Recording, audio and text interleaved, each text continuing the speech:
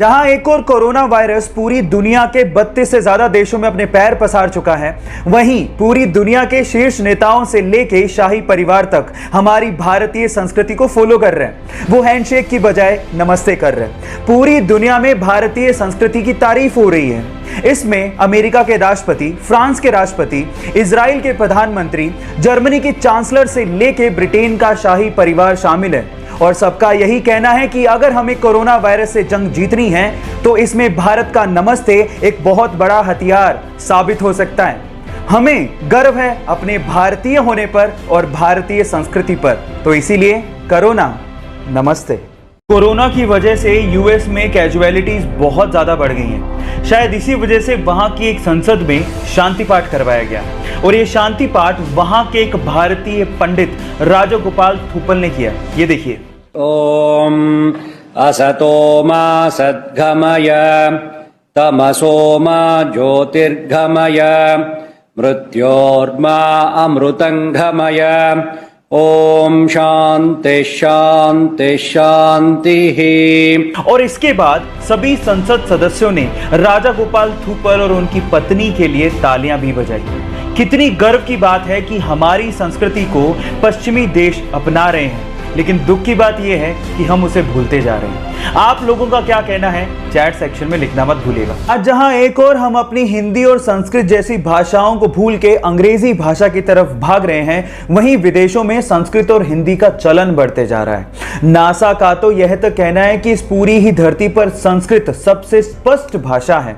आपकी जानकारी के लिए मैं आपको बता दूं कि संस्कृत का शब्दकोश इस पूरी ही दुनिया में किसी भी भाषा से सबसे ज्यादा है। आज संस्कृत में 102 अरब 78 करोड़ 50 लाख से ज्यादा शब्द हैं। संस्कृत ऐसी भाषा है जहां पर आप किसी भी वाक्य को कम से कम शब्दों में पूरा कर सकते हो, जो आप किसी अन्य भाषा में नहीं कर सकते। और कंप्यूटर की एल्गोरिदम के लिए भी संस्कृत को सबसे उपयुक्त भाषा माना गया है। क्या इसके पहले तक संस्कृत के बारे में ये सब फैक्ट आप जानते थे? और अगर नहीं जानते थे तो चैट सेक्शन में लिखना मत भूलिएगा। गाइस, हम में से बहुत सारे लोग अपनी भारतीय भाषाओं को इस्तेमाल करने तक में शर्म महसूस करते हैं, लेकिन दूसरी ओर कुछ लोग ऐसे हैं जो कि हमारी भारतीय भाषाओं को बड़े बड़े मंचों पर बहुत प्राउडली बोलते हैं। उनमें से एक है डॉक्टर गौरव शर्मा।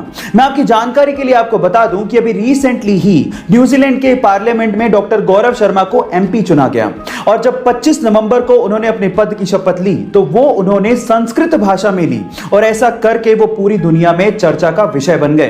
गाइस, मैं की जानकारी के लिए आपको बता दूं कि डॉक्टर गौरव शर्मा हिमाचल प्रदेश से हैं और 1996 में वो न्यूजीलैंड शिफ्ट हुए। किसी यूजर ने उन्हें पूछा कि आपने शपथ हिंदी में क्यों नहीं ली, तो इस बात पे उन्होंने जवाब दिया कि संस्कृत भाषा सभी भारतीय भाषाओं की जननी है। गाइस, ये फैक्ट आपको जान के कैसा लगा चैट सेक्शन में जरूर लिखिएगा। भारतीय संस्कृति को विदेशों तक पहुंचाने का और उसे सम्मान दिलाने का अगर वाकई में किसी ने काम किया तो वो थे स्वामी विवेकानंद। एक बार किसी अंग्रेज ने स्वामी विवेकानंद जी से पूछा कि आपके देश की महिलाएं हाथ क्यों नहीं मिलाती, तो फिर उसके बाद जो स्वामी विवेकानंद जी ने जवाब दिया वो आप लोगों को सुनना चाहिए। उन्होंने उस अंग्रेज से पूछा कि क्या आपके देश का कोई आम नागरिक आपके देश की महारानी से हाथ मिला सकता है? तो फिर उस अंग्रेज ने कहा नहीं, ऐसा पॉसिबल नहीं है। तो फिर स्वामी विवेकानंद जी ने पलटते हुए जवाब दिया, बस यही कारण है, हमारे देश की हर एक महिला महारानी के जैसी है और कोई आम इंसान उनसे हाथ नहीं मिला सकता।